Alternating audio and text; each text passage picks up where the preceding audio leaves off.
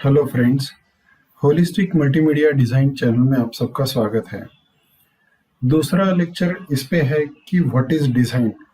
शुरू करने से पहले जैसे मैंने लास्ट वीडियो में आपको मल्टीमीडिया क्या है और उसमें अपॉर्चुनिटीज़ क्या क्या है और मैं चैनल में क्या क्या चीज़ें आपको बताने वाला हूँ, ये मैंने बताया था। शुरू करने से पहले सबसे ज़रूरी ये है कि डिज़ाइन मतलब क्या, ये समझना बहुत ज़्यादा इम्पोर्टेंट है।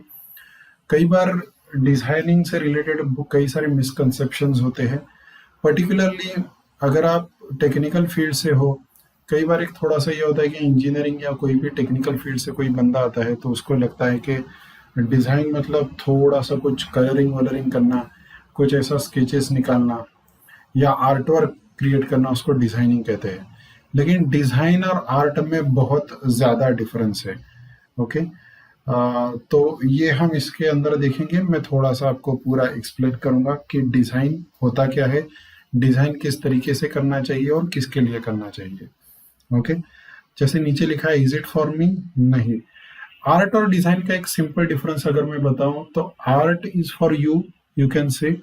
जैसे मैंने कोई गाना गाया, मुझे उसकी खुशी हुई, गाते गाते खुशी हुई, है गाना सुन के खुश हो गया मैं। डिज़ाइन दूसरों के लिए होता है। कोई भी चीज़ आप बनाते हो, किसी क्लाइंट के लिए बना रहे हो, तो वो क्लाइंट का बिजनेस क्या है, उसके क्लाइंट्स की रिक्वायरमेंट क्या है, ये सब समझ के आपको कोई चीज़ करनी ज़रूरी होती है। आर्ट में ऐसे होता है कि यू हैव चॉइस, किसी को पसंद आया किसी को नहीं आया। लेकिन डिज़ाइनिंग में आपको कई सारे एस्पेक्ट्स कंसिडर करने पड़ते हैं। तो इसका मेन डिफरेंस क्या है और एप्लीकेशन क्या है, ये भी हम इसके अंदर देखेंगे। जैसे ग्राफिक डिजाइनिंग की बात आती है, सबसे पहले तो मैंने यहाँ पे एक जो स्लाइड रखी है वो है कि ग्राफिक्स क्या होता है। ओके। कई बार मैं बच्चों को पूछता हूँ कि ग्राफिक्स क्या होता है, तो बच्चे बोलते हैं कि जैसे विजिटिंग कार्ड या फिर ब्रांडिंग, ये ग्राफिक्स है। ऑब्वियसली ये सब ग्राफिक्स तो है ही, लेकिन ये तो कंप्यूटर की बात हुई या प्रिंटिंग की बात हुई। जैसे आप रोड से जा रहे हो तो वहां पर रोड डिवाइडर है, या फिर यहाँ पे आप जेब्रा क्रॉसिंग देख सकते हो, तो ये भी एक तरह का ग्राफिक्स ही है।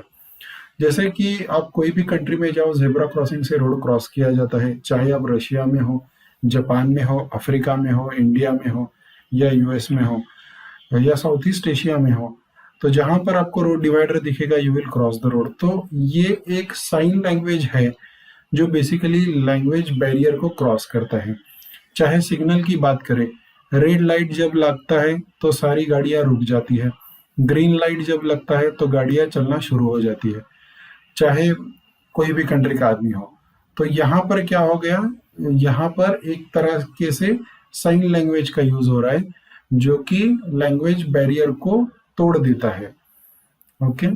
तो उसको ग्राफिक्स कहते हैं। इसके यूसेज में जैसे लिखा हुआ है, साइनेजेस है, मोबाइल ऐप्स है। मोबाइल ऐप में कई बार आप देखोगे आइकॉन्स होते हैं मोबाइल के ऊपर, वेबसाइट पे भी आइकॉन्स होते हैं।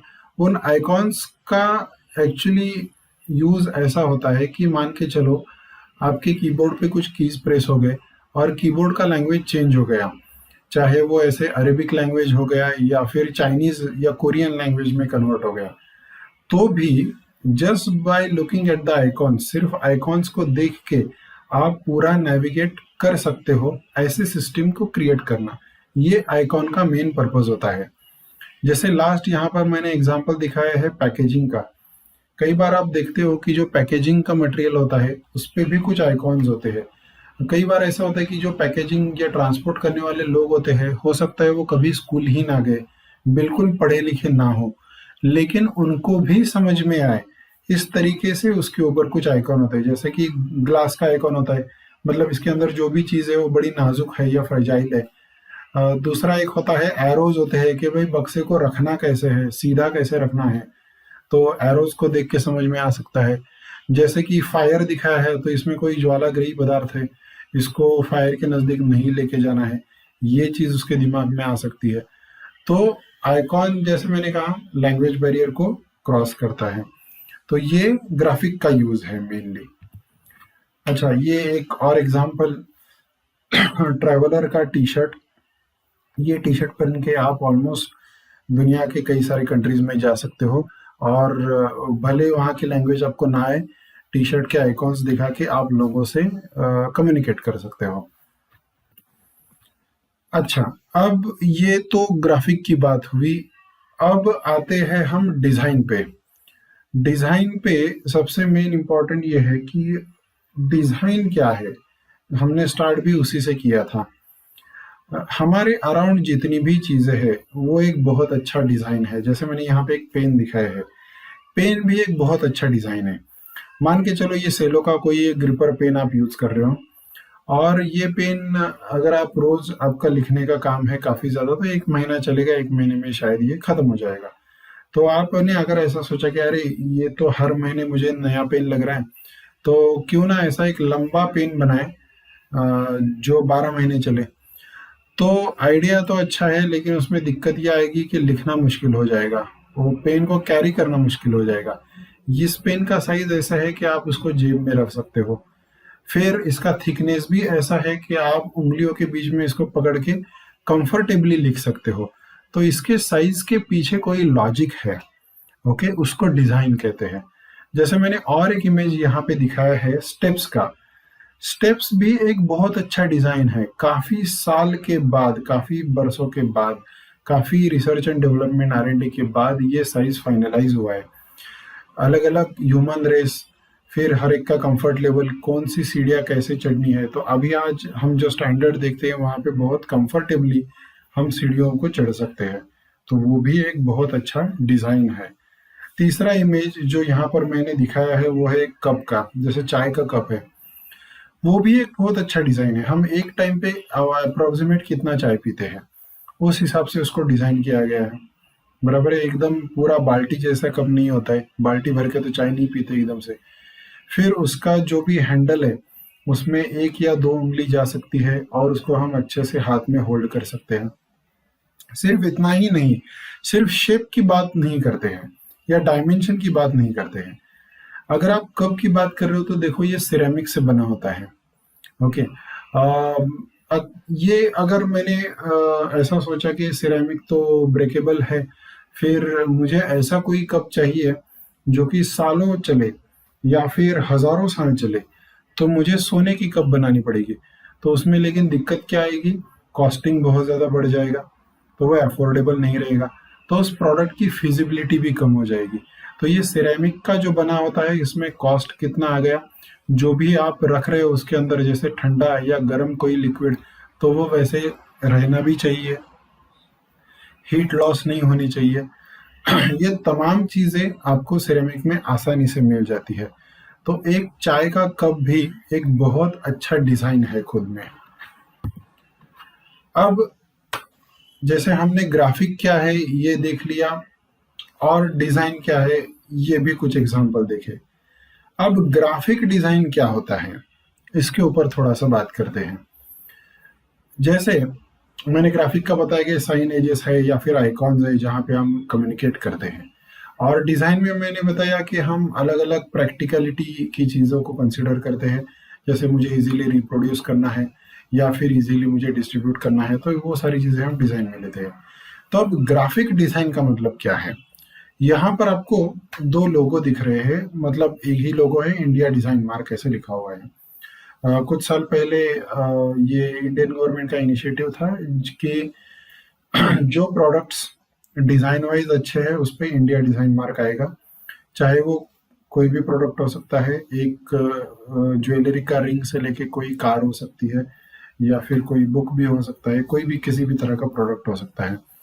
तो ये इंडिया डिज़ाइन मार्क का जब लोगो डिज़ाइन करना था, तो इंडियन गवर्नमेंट ने कुछ उसके क्राइटेरियाज रखे थे, जिसमें एक ये था कि जो भी डिज़ाइन बने वो इंडियन होना चाहिए, उसमें इंडियननेस होना चाहिए, इंडिया का लगना चाहिए, पहली बात।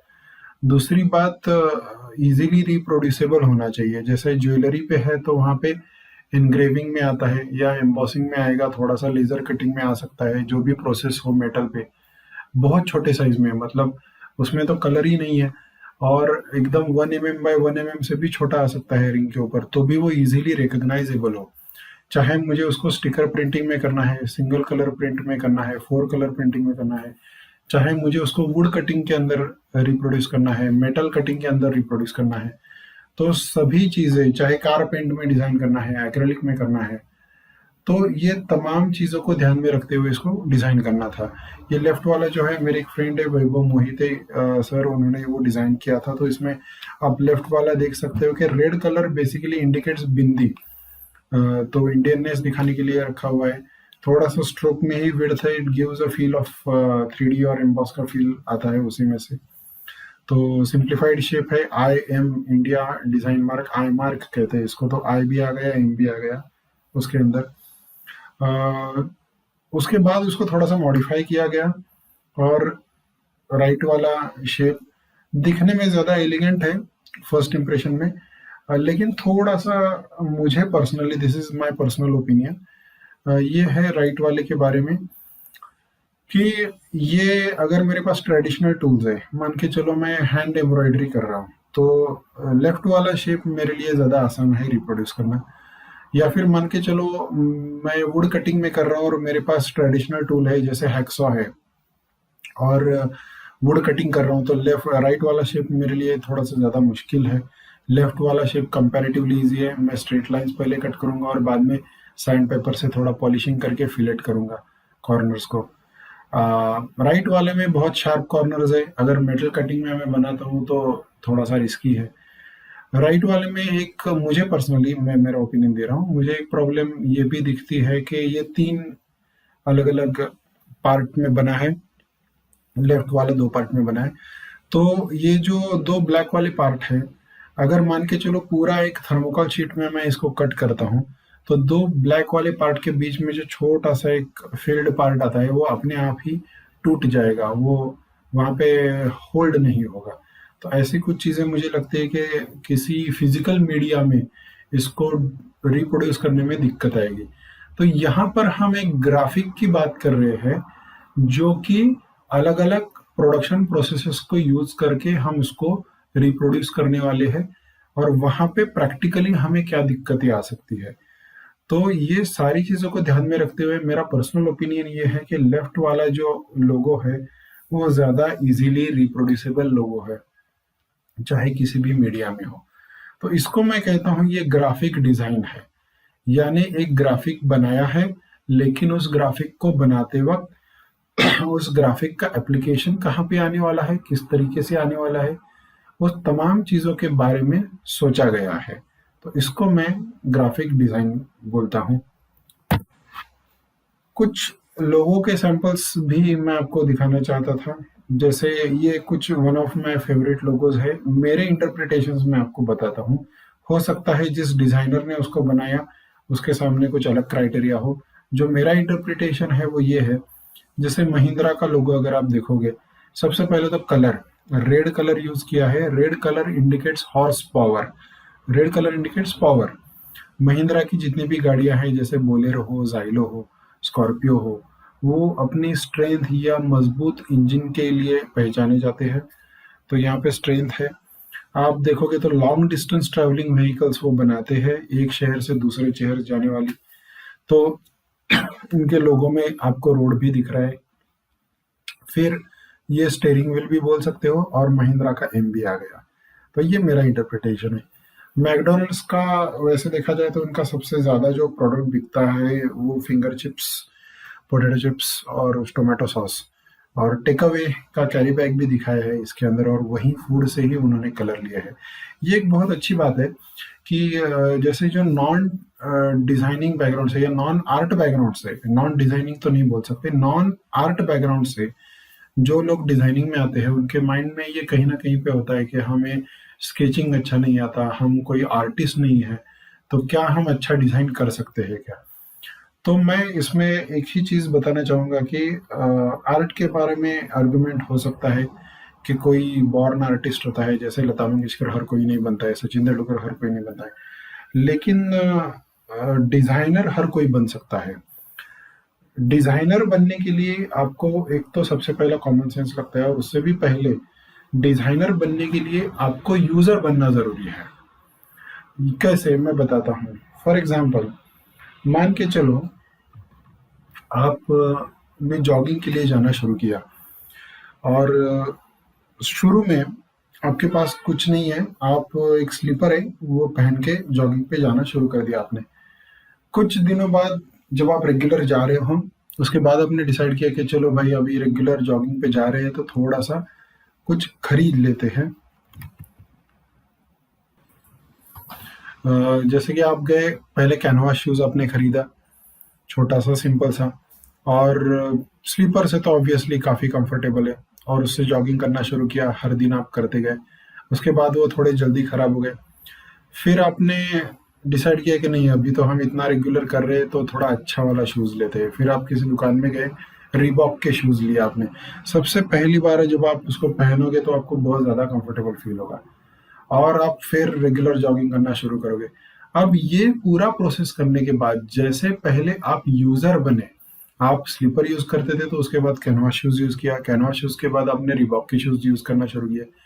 इसके बाद जब भी आप किसी शॉप में जाओगे शूज़ खरीदने के लिए, तो आप खुद उस दुकानदार को कई सारे इनपुट्स दोगे कि मुझे ऐसा वाला सोल चाहिए, मुझे ये वाला ग्रिप चाहिए, मुझे ऐसा वाला डिज़ाइन चाहिए, मुझे ये साइज़ चाहिए। अब ये सारी चीज़ें कहाँ से आई? ये सारी चीज़ें आपके खुद के एक्सपीरियंस से आई, क्योंकि आप खुद एक यूज़र बन गए। तो अभी आप डिज़ाइनिंग के इनपुट्स आप बता रहे हो। तो ये एक बेसिक फंडा होता है। तो basically you have to be a user, और जो टॉपिक है उसी में से आपको कलर भी मिलेंगे। जैसे मैंने मैकडॉनल्ड का एग्जांपल दिया, महिंद्रा का एग्जांपल दिया, कई सारे एग्जांपल है, एक एक करके मैं आपको बताऊंगा। कुछ वेबसाइट के एग्जांपल्स है, जैसे हम सिर्फ लोगों की बात नहीं कर रहे थे, हम डिज़ाइन की बात कर रहे हैं। तो यहाँ पे ये एक फेवरेट मेरा एग्जांपल है जो मैं हमेशा बताना चाहता हूँ और लोगों को दिखाता हूँ।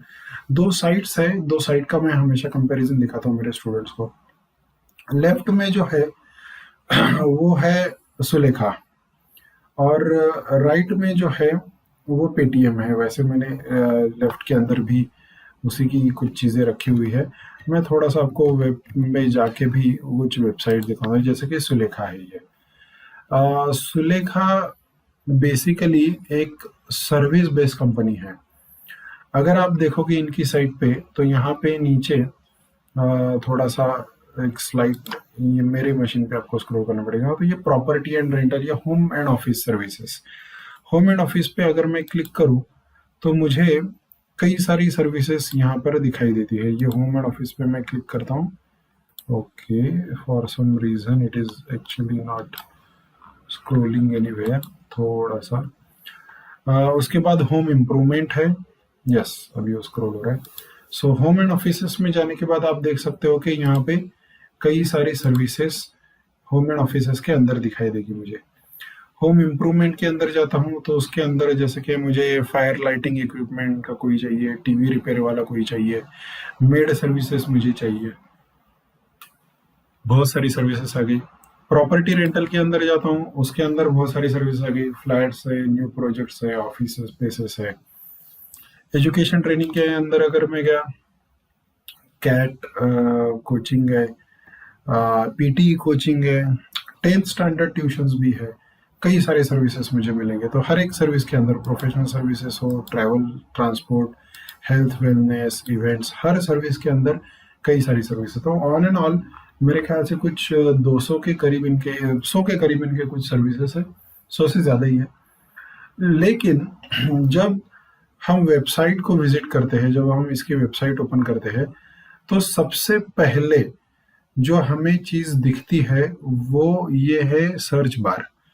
ये ऐसा है कि सारी की सारी 200 सर्विसेज फ्रंट पेज पे न डालते हुए, आई लेवल पे मेरी आंखों के सामने मुझे ये सर्च बार दिखता है, जहाँ पे सिर्फ यहाँ गेट एक्सपर्ट में रेड कलर का यूज़ किया है ताकि इसको कॉल टू एक्शन कहते हैं।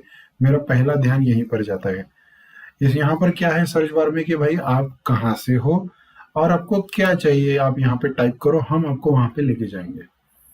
तो ये बहुत ज़्यादा ज़रूरी है। हम एक ऐप बना रहे थे रिटेल शॉप्स के लिए, जो छोटे दुकानदार होते हैं, किराना स्टोर होता है उनके लिए। जैसे शॉपिंग मॉल में बहुत लोग जाते हैं तो वो उनका कॉम्पिटिटर है, तो हमने छोटा सा एक ऐप हम बना रहे थे। वो उसका डिज़ाइनिंग वाला पार्ट हमारे पास था। तो उसमें बहुत सारे ऑप्शन आते हैं। अगर मैं स्टोर में जा रहा हूँ तो मुझे एक्सेसरीज लेनी है, यूटिलिटीज लेनी है, फूड आइटम्स लेने हैं, फूड आइटम में भी ग्रेन्स लेने हैं, बिस्किट लेने हैं, बिस्किट भी अगर लेने हैं तो किस कंपनी के लेने हैं। अगर मुझे ग्रेन लेने हैं तो भी चावल लेना है, गेहूँ लेना है। चावल लेना है तो चावल में भी कितने टाइप के हैं, फिर अगर एक आइटम मैंने सिलेक्ट किया तो भी वो कितने किलो का लेना है। ऐसे बहुत ज़्यादा कॉम्प्लिकेशंस होते हैं, तो वहाँ पर भी हम सर्च बार रख सकते हैं कि भाई आप पहले बताओ आपको क्या चाहिए, हम आपको वहाँ पे लेके जाएंगे। जैसे किराना स्टोर का मैंने एग्जांपल दिया, वहाँ पे दुकानदार होता है, आप वो पूछता है आपको कि भाई आपको क्या चाहिए, आप उसको बोलते हो और आपको वो चीज़ दे देता है। तो थोड़ा बहुत यहाँ पर वैसे ही किया है कि भाई ये जो सर्च बार है वो बोलता है कि आप कहाँ से हो और आपको क्या चाहिए ये हमें बताओ, हम आपको वहाँ पे लेके जाएंगे। अब थोड़ा सा पेटीएम की साइट पे आते हैं। पेटीएम की साइट में भी हाई लेवल पे सर्च बार है, लेकिन वो एकदम से दिखाई नहीं देता है। वो यहाँ पर है, अगर आपको मेरा कर्सर दिख रहा है तो। क्योंकि वो चाहते हैं कि आप थोड़ा सा स्क्रॉल करो और उनके पेज में जाओ, और उनके पेज में एक बार जाने के बाद आपको कई सारे प्रोडक्ट दिखेंगे, कुछ मोबाइल दिखेगा, शूज दिखेंगे, ये इनरवेयर भी दिख रहे हैं यहाँ पे, और नीचे स्क्रॉल करोगे तो आपको कुछ म्यूचुअल फंड भी दिख रहा है, नीचे हेडफोन भी दिख रहे हैं, उसके नीचे तो टाइड और मैगी भी दिख रहा है। तो आपको थोड़ा सा लगेगा कि ये कुछ कैटेगराइजिंग अच्छे से नहीं किया है, सॉर्टिंग अच्छे से नहीं किया है, सब खिचड़ी बना दी है। तो क्या इनके पास डिजाइनर नहीं है? ऐसी बात नहीं है। सुलेखा जो थी वो सर्विस बेस्ड थी, और पेटीएम का जो ये वाला वेबसाइट है ये प्रोडक्ट बेस्ड है। ये कुछ इस तरह से काम करता है, जैसे मैंने किराना स्टोर का एग्जांपल दिया था। मान के चलो आपके घर के नज़दीक कोई किराना स्टोर है और आप वहीं से सारा सामान लेते हो। आपको 2 किलो, या मान के चलो एक बिस्किट पैकेट लेना है बस, पार्ले जी का 10 रुपए वाला। आप दुकान में गए लेकिन वो दुकान बंद थी, तो एक 10 रुपए के बिस्किट पैकेट के लिए आपको बिग बाजार या डी मार्ट जैसे किसी शॉपिंग मॉल में जाना पड़ा। तो वहां पे जाने के बाद आपको बहुत सारी चीजें और ऑफर्स दिखते हैं। आप देखते हो कि 2 टी-शर्ट पे एक टी-शर्ट फ्री है, तो आपको लगता है अरे चलो ये भी ले लेते हैं। आप वो भी लेते हो। शैम्पू पे कुछ ऑफर चल रहा है तो कुछ शैम्पू का लेते हो, और किसी चीज पे कोई ऑफर चल रहा है तो वो लेते हो। आप गए किस लिए हो? एक बिस्किट पैकेट खरीदने के लिए, लेकिन आपने बाकी की चीजें भी खरीद ली। तो ये कुछ शॉपिंग मॉल की तरह उन्होंने रखा हुआ है, और यहाँ पे ऑफर्स दी है, जैसे कि ये 2990 का है, वो 1199 में आपको मिल रहा है। तो ये ऑफर्स से क्या कर रहे हैं, जो चीज मैं यहाँ आया तो था बिस्किट के लिए, लेकिन मैंने खरीद लिया डेटॉल भी, तो ये वाली बात बन जाती है। सेम कंसेप्ट सुलेखा में नहीं चलेगा। जैसे यहाँ पे प्लम्बर या फिर डॉक्टर, तो ऐसा तो नहीं होता है अरे अभी डॉक्टर पे ऑफर चल रहा है तो चलो डॉक्टर को बुला लेते हैं, ऐसी वाली बात तो कभी होती नहीं है। या फिर चलो अभी प्लम्बर पे ऑफर चल रहा है तो प्लम्बर को आज बुला लेते हैं, ऐसा तो नहीं होगा। जब कोई प्रॉब्लम आएगा तभी आप प्लम्बर को बुलाओगे, भले वो कितना भी महंगा हो। तो सर्विस बेस में और प्रोडक्ट बेस में बेसिक डिफरेंस है। अगर सुलेखा वाले को बाद में लगता है कि पेटीएम का साइट बहुत बढ़िया है, अपना साइट भी ऐसे ही बना लेंगे, तो ज़रूरी नहीं है कि वो उसके बिजनेस के हिसाब से उसको सूट करे। अगर पेटीएम वाले को लगता है सुलेखा का अच्छा है तो भी हो सकता है, ज़रूरी नहीं है कि उसके बिजनेस के हिसाब से उसको वो डिज़ाइन सूट करे। तो कोई भी डिज़ाइन अच्छा या बुरा नहीं होता है। डिज़ाइन जो होता है वो आपके बिजनेस की रिक्वायरमेंट के ऊपर होता है, और वही रिक्वायरमेंट अच्छे से समझना ये डिज़ाइनर का काम होता है। कई बार लोग पूछते हैं कि ये डिज़ाइन अच्छा है या बुरा है, ये कैसे समझ में आएगा? तो मैं हमेशा यही कहता हूँ कि मान के चलो अ, किसी शॉप के लिए ही मैंने कोई डिज़ाइन बनाया, और उस डिज़ाइन को देख के अगर सच में उस शॉप ओनर का कोई फ़ायदा हो रहा है, चाहे विजिट्स बढ़ रहे हैं, बिजनेस बढ़ रहा है, जो भी लेवल पे विजिबल अगर उसको फ़ायदा दिख रहा है तो वो डिज़ाइन अच्छा है। अगर विजिबल फ़ायदा नहीं दिख रहा है तो भले मुझे वो कितना भी पसंद आए, वो अच्छा डिज़ाइन नहीं है। तो एक बेसिक फंडा जो मैं फॉलो करता हूँ, नॉट नेसेसरी कि आप उसी तरीके से सोचो, ये मेरा ओपिनियन था। और दो साइट्स हैं जैसे OLX और क्विकर, ये भी कंपैरिजन में बच्चों को बताता हूँ। इसका एक थोड़ा सा इंटरेस्टिंग पार्ट ये है, जब मैं पहले वेब डिज़ाइनिंग पढ़ाता था तो भी मैं इन दो साइट्स को कंपेयर करता था। जैसे मैं क्विकर पे गया, और OLX पे गया। OLX बहुत ज़्यादा सिंपल रखा है, एक सर्च बार दिया है, इंडिया बोला, यहाँ पे लोकेशन भी वैसे डाल सकते हैं और ऑटो डिटेक्ट भी कर लेता है, वो क्विकर वाला भी कर लेता है वैसे। जो भी डिवाइस, मोबाइल डिवाइस या लैपटॉप पे कर रहे हो तो लोकेशन डिटेक्ट करके वो, जैसे मुझे सेकंड हैंड बेड चाहिए, मैंने यहाँ पे बेड डाला तो बेड के इमेजेस आना शुरू हो जाते हैं, देखो तुरंत आ गए, with in fraction of second वो इमेजेस आना शुरू हो गए और मुझे सेकंड हैंड बेड दिखने लगे। ओके, अब मैं क्विकर पे जाता हूँ। क्विकर में यहाँ पर बहुत सारी चीज़ें दी है। यहाँ पे उन्होंने कैटेगराइजेशन भी बहुत अच्छे तरीके से दिया था पहले, जैसे कि प्राइस रेंज कितना चाहिए, सेकंड हैंड प्रोडक्ट का कितने पुराना वाला हो, वो आपको चाहिए 2 साल पुराना लेके 5 साल पुराना, कितने नज़दीक चाहिए दूर चाहिए, इसका भी एक वहाँ पे दिया था, प्राइस रेंज भी दिया था, वो सारी तमाम चीज़ें दी थी। तो मैं खुद बच्चों को बोलता था कि देखो इन्होंने कितने ज़्यादा डिटेल में इस चीज़ को सोचा हुआ है। लेकिन जब खुद मेरे घर पे एक फर्नीचर खरीदना था तो मैंने दोनों साइट ओपन किए, सुलेखा ओपन किया, क्विकर ओपन किया, because I wanted to purchase a second hand as I didn't had that much budget. तो हुआ यूं कि जो कि क्विकर ने बहुत सारी चीज़ें उसमें रखी थी, तो थोड़ा सा ये स्लाइटली लेट स्टार्ट हो रहा था, ये अब डाउनलोड हो रहा था, साइट ओपन हो रहा था। OLX फटाक से हो गया, मैंने OLX में डाला, OLX ने फटाक से सर्च भी दिया और देखते देखते सबकॉन्शियसली मैंने कब क्विकर को बंद कर दिया मुझे भी याद नहीं आया। मैंने एक फर्नीचर सेलेक्ट कर लिया और बाद में कुछ दिन बाद में उसको घर पे भी लेके आया। जब मैंने घर के अंदर उसको रखा तो मुझे स्ट्राइक हुआ कि मैंने क्विकर पे ढूंढा ही नहीं था। तो सबसे ज़रूरी ये है कि आप, वो कंपटीशन तो वहीं पे ख़त्म हो गई क्विकर की। तो एलेक्स ने ये चीज़ बहुत अच्छी की है, ये फिर मैं बता रहा हूँ कि ये मेरा पर्सनल ओपिनियन है। ओके, उसके बाद क्विकर की साइट भी काफ़ी चेंज हो गई और क्विकर ने भी बहुत फास्ट, और उनका साइट भी उतना ही फास्ट ओपन होता है। They have made a fantastic development, no doubt. लेकिन एक मेरा उस टाइम पे जो ओपिनियन था वो मैं आपको बता रहा हूँ कि जो तुरंत लोगों को सर्विस मिलता है वो अप्रिशिएट किया जाता है, वो लोगों को अच्छा लगता है थोड़ा सा वेट करने से।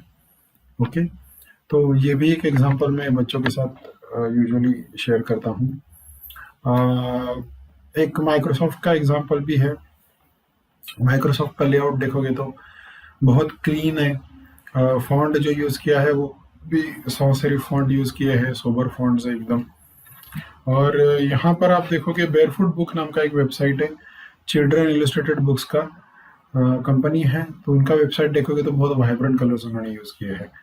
और ये फिर से एक है कि ऐसा हम नहीं बोल सकते कि माइक्रोसॉफ्ट का वेबसाइट ज़्यादा अच्छा है या फिर बेयरफुट का वेबसाइट ज़्यादा अच्छा है। ये उनका फिर से बिजनेस अलग अलग है और बिजनेस रिक्वायरमेंट के हिसाब से अलग अलग डिज़ाइन है। इसमें और एक चीज़ मैं बताना चाहूँगा कि अबाउट अस इन्होंने 3 नंबर पे रखा हुआ है, फर्स्ट नंबर पे नहीं है। अबाउट अस के अंदर उन्होंने पूरा उनका इंटरेस्टिंग स्टोरी दिया था कुछ साल पहले कि how the company started, how they grow. फिर उसके बाद उनको रियलाइज हुआ कि बेसिकली वेबसाइट जो होती है वो किसी प्रोडक्ट को सेल करने के लिए होती है। सो website is basically your shop. So nobody is interested in reading your story, आपने कैसे शुरू किया, आपकी क्या स्ट्रगल थी, आपको उसमें इंटरेस्ट होता है।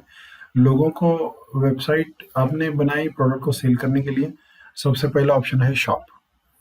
तो ये भी एक डिजाइनिंग का पार्ट है। It's not about the colour, not about the font only, it's about the priorities as well. तो प्रायोरिटीज क्या है ये भी इसमें डिपेंड होता है। जो मैंने जॉगिंग का एग्जांपल दिया, ये मैंने स्लाइड में अभी डाला है कि पहले आप यूजर बनो, आप यूजर बनोगे, आप एक्सपीरियंस ले लो सारी चीज़ों का। जैसे अभी ये जो लड़की दिखाई है यहाँ पे हेडफोन पहन के जॉगिंग कर रही है, तो उसके सॉन्ग्स, कौन सा सॉन्ग सुनना है, कौन से सॉन्ग से ज़्यादा एनर्जी आएगी, she may have her own choice. तो ये एक यूज़र है और उसकी खुद की अपनी चॉइस है, तो वो खुद डिज़ाइनर बन सकती है। एक जैसे उबर का एग्जांपल मैंने यहाँ पे दिखाया है। ये थोड़ा सा जब मैंने खुद स्टार्ट किया यूज़ करना तो मैं पहले कंफ्यूज हो गया था। मुझे इसकी आदत थी कि फ्रॉम और टू ऐसे 2 ऑप्शन दिखे, मैं अपना लोकेशन डालूँ, जहाँ पे जाना है वो लोकेशन डालूँ। तो इन्होंने ये सारी चीज़ों को बाईपास किया है। directly I can see the cars and I can book it. So they have made it quite easy actually. Okay so ये एक डिजाइनिंग का ओवरव्यू जस्ट मैं देना चाहता था आपको कि डिजाइन मतलब हमें क्या सीखना है, कैसे सीखना है, आपका अप्रोच क्या होना चाहिए। वैसे तो जब मैं स्टार्ट करूंगा तो मैं बहुत सारे ढेर सारे एग्जांपल्स में देने वाला हूँ। लास्ट मेरा वीडियो में मैंने पूरा टेक्नोलॉजी के बारे में बात की थी कि मैं क्या क्या टेक्नोलॉजीज को कवर करने वाला हूँ। तो जैसे लास्ट लेक्चर में भी मैंने कहा था कि इसको सब्सक्राइब करो और मेरे चैनल के साथ रहो, मेरे साथ रहो, मुझे फॉलो करो। एक एक वीडियो आपका पूरा 4 साल का जैसे बीडेस का कोर्स होता है या 3 साल का बीएससी मल्टीमीडिया का कोर्स होता है, वो पूरा मैं आपका कवर करके लूंगा। Okay, see you then, bye bye, thank you.